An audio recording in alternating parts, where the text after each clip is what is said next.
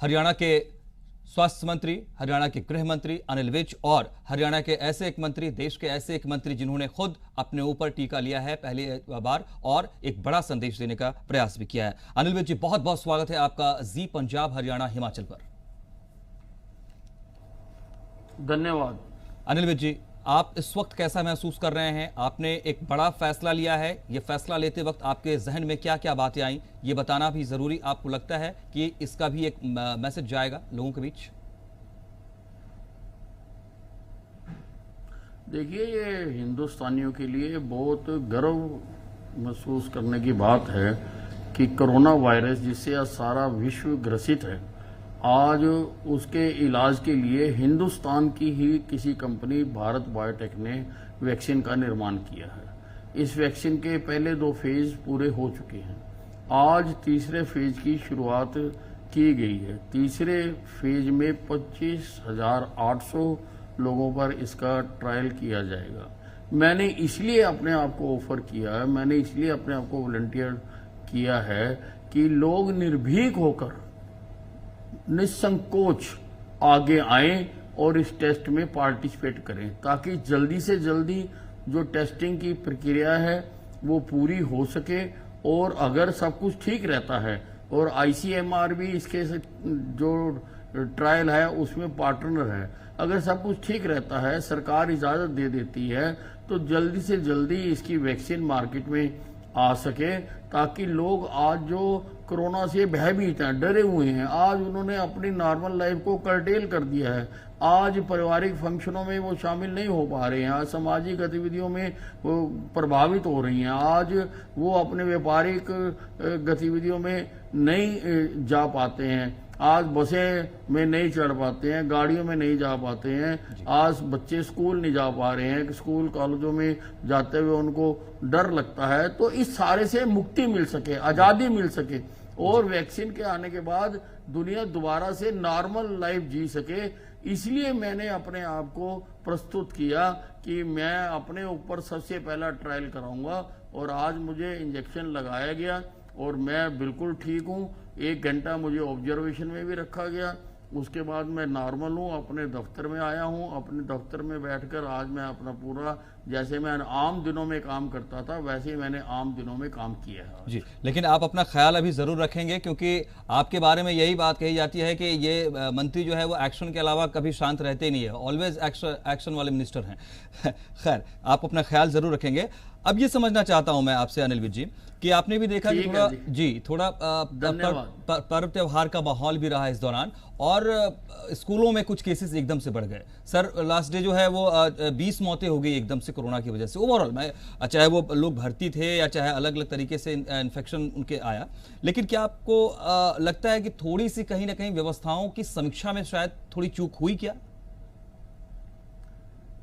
नहीं, हमने की है, समीक्षा की है हमने। मैंने 2 दिन पहले ही सारे अधिकारियों की, सारे सीएमओज की, सारे मेडिकल कॉलेज के डायरेक्टर्स की, पुलिस की, लोकल बॉडीज की, सारों की एक जॉइंट मैंने वर्चुअल मीटिंग की है और मैंने सख्त आदेश दिए हैं कि आप अपने अपने, और आपने मेरे सारे कोरोना योद्धाओं ने बहुत काम करा है, हालांकि कई जिंदगियां भी हमें खोनी पड़ी हैं, तो लेकिन उसके बावजूद हम कामयाब रहे हैं कि हम अपना रिकवरी रेट हमारा बहुत अच्छा रहा है और हम मोर्टेलिटी भी हम 1% के आसपास ही रखने में कामयाब हुए। बिल्कुल याद है सर, 90+ स्ट्राइक रेट चल रहा था हमारा। टेस्टिंग बढ़ाइए।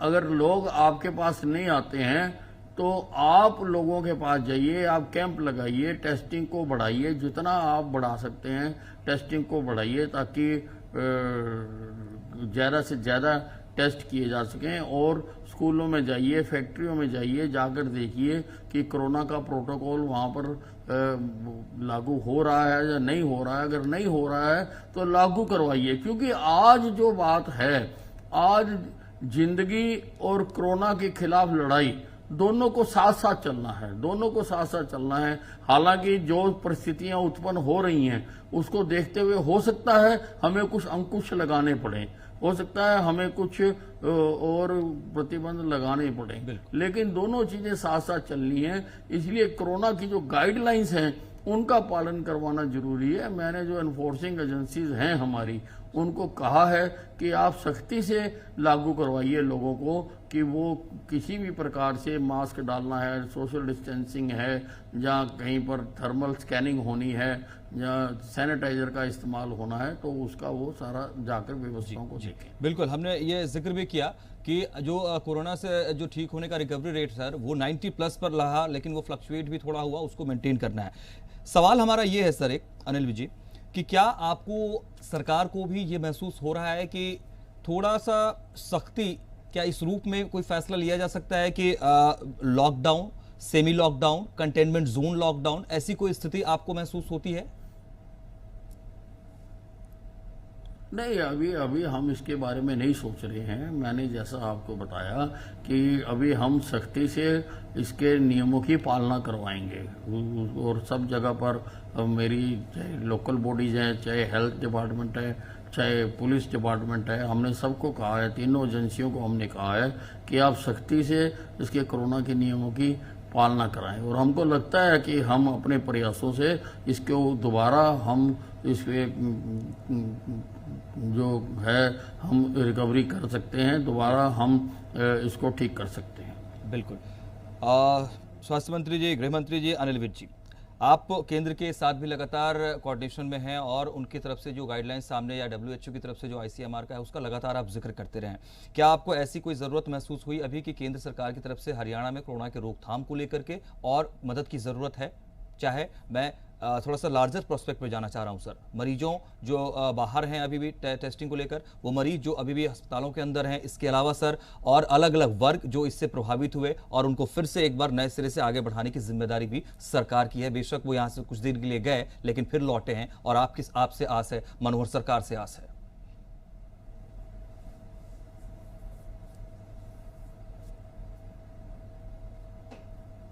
नहीं, हम अपनी तरफ से जितनी हमें तैयारी है हमने पूरी की हुई है। हमारे पास आइसोलेशन बेड्स, क्वारंटाइन बेड्स, हमारे पास ICU बेड्स हमारे पास पूरे हैं। सभी अस्पतालों में हमने सारी व्यवस्थाएं की हैं, और जो होम आइसोलेशन में हैं उनके लिए भी हरियाणा देश का पहला राज्य है कि हम घर पे जाके भी हर अल्टरनेटिव डे पे हमारा स्टाफ जाता है और पेशेंट्स को जाके उनको चेक करता है, और पूरी तरह से हमारी टीमें पूरी तरह से सक्रिय हैं। केंद्र का हमें समय समय पर मार्गदर्शन मिलता रहता है, जैसे ही वहाँ से मार्गदर्शन मिलता है हम उसके मुताबिक काम करते हैं। जी सर, कुछ घटनाएं ऐसी भी आई हैं, मैं ये नहीं कह रहा हूं कि सिर्फ हरियाणा की बात, जो ये वैक्सीन है सर, इस वैक्सीन के नाम पर कुछ लोग फ्रॉड कर रहे हैं सर। तो आपको लगता है कि हरियाणा पुलिस को, साइबर सेल को एक बार नए सिरे से निर्देश देने की जरूरत है कि ऐसे लोगों के साथ सख्ती से निपटा जाए?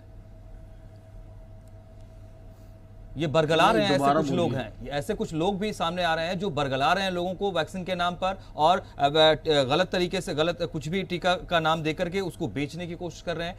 ऐसे लोगों के खिलाफ सख्ती की जरूरत है, चाहे साइबर सेल के लेवल पर हो, चाहे वो हरियाणा पुलिसिंग के लेवल पर हो। नहीं यार, हम अपना काम कर रहे हैं, और हमेशा जो गलत काम करने वाले वो बोलते रहते हैं, वो उससे हमारे काम प्रभावित नहीं होते हैं। जी, कांग्रेस की तरफ से लगातार सवाल अब भी उठाए जा रहे हैं कि आपने स्कूलों को बंद करने में देरी कर दी, आपने स्कूलों को हरियाणा में जो व्यवस्थाएं आपने पहले करी थी उसकी समीक्षा आप करने में आपने देरी कर दी। नहीं, सब सारी परिस्थितियों का ध्यान रख के ही सारे निर्णय लिए जा रहे हैं। ठीक है अनिल जी, मैं आप चाहूंगा कि आप अपना स्वास्थ्य का ख्याल भी रखेंगे, लेकिन आखिर में थोड़ा सा सर आपके अपने अंदाज में, हरियाणवी अंदाज में सर, गृह मंत्री के तौर पर एक जो गब्बर वाला आपका स्टाइल है सर, ऐसे में कोरोना के खिलाफ आपका कोई स्टेटमेंट, कोई संदेश, और लोग ट्रायल के लिए आए, इसको लेकर के कोई आप संदेश देना चाहेंगे सर, प्लीज? नहीं, मैं लोगों से यही कहना चाहूँगा कि खुद पे शासन वो खुद करना सीखें, और जो नियम है उनकी खुद पालना करें। क्यों एक्सपेक्ट करें हम किसी से कि कोई आकर हमें कहे तभी हम मास्क डालेंगे, तभी हम सोशल डिस्टेंसिंग करेंगे? जब तक वैक्सीन नहीं आ जाती है तब तक कोरोना के नियमों का पालन करें, यही मैं लोगों से अपील करना चाहूँगा। अनिल जी, बहुत बहुत शुक्रिया आपका हमारे साथ जुड़ने के लिए, और बहुत बेबाकी से अपना एक्सपीरियंस भी आपने शेयर किया है, और क्या उम्मीदें आपको हैं इस वैक्सीन से, देश के लिए, दुनिया के लिए, हरियाणा के लिए, वो आपने बताया सर। बहुत शुक्रिया आपका हमारे साथ जुड़ने के लिए। तो हरियाणा के गृह एवं स्वास्थ्य मंत्री अनिल विज हमारे साथ रहे और उन्होंने ये बताया है कि जो ये तीसरा ट्रायल शुरू हो रहा है इसकी क्या उम्मीदें हैं और इससे क्या फायदे हो सकते हैं। वो समय जल्दी आएगा जब वैक्सीन आम लोगों के लिए भी उपलब्ध होगा और किसी को घबराने की जरूरत नहीं है। रणभूमि में आप सबका बहुत बहुत शुक्रिया हमारे साथ जुड़े रहने के लिए। नमस्कार।